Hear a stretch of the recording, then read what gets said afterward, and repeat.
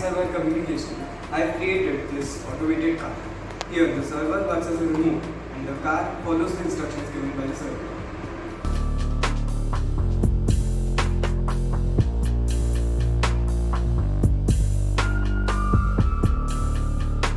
The ultrasonic sensors present on the forward and backward of the robot help to detect any kind of obstruction faced by the robot. It also tells the server about the same.